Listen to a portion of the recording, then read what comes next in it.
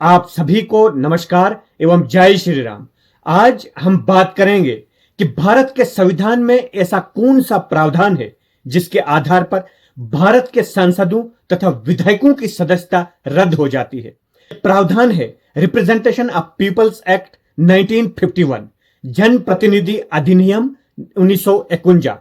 इसके आधार पर यदि कोई भी विधायक या सांसद दोषी प्राप्त होता है, यदि उसको 2 साल या 2 साल से अधिक की सजा मिलती है तो उसकी सदस्यता तत्काल रद्द हो जाती है। जन प्रतिनिधित्व अधिनियम 1951 यानी रिप्रेजेंटेशन ऑफ पीपल्स एक्ट 1951 की धारा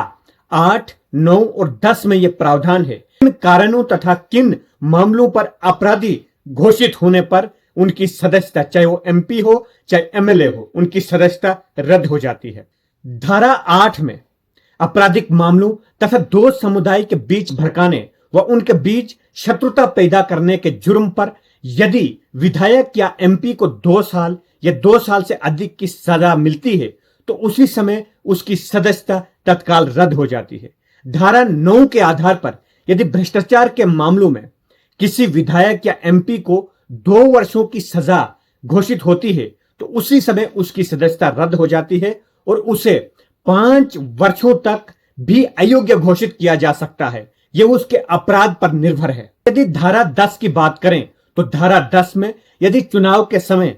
कोई विधायक या एमपी अपने खर्च का विवरण तय समय पर नहीं दे पाएगा तब भी उसकी सदस्यता तत्काल रद्द हो जाती है। 2013 से पहले यह प्रावधान था कि यदि किसी विधायक या एमपी के ऊपर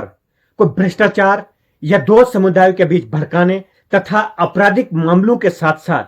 अपने चुनाव के समय में किए जाने वाले खर्च का विवरण न देने पर 2 वर्ष की इन मामलों में सजा मिलती थी, उसकी सदस्यता रद्द होती थी। इस पर वो सुप्रीम कोर्ट में 3 महीनों के अंदर अपनी चुनौती दर्ज कर सकते थे, परंतु 2013 के बाद सुप्रीम कोर्ट ने इसे असंवैधानिक घोषित कर दिया गया, क्योंकि जन प्रतिनिधित्व अधिनियम 1951 के 8(4) में यह प्रावधान था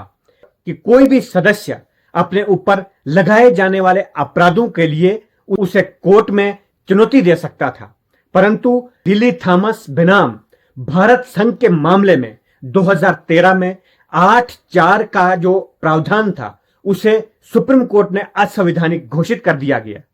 2013 के बाद कोई भी सांसद या विधायक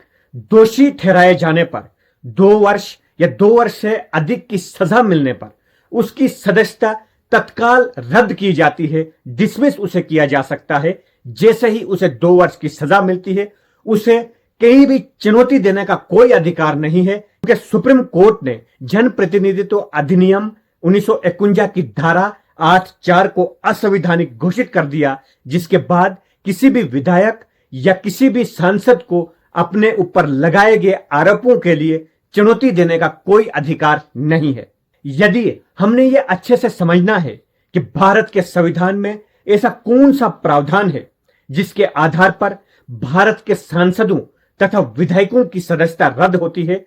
तो 8, 9 और 10 धारा जो जन प्रतिनिधित्व अधिनियम 1951 की है, इनके आधार पर सदस्यता रद्द हो जाती है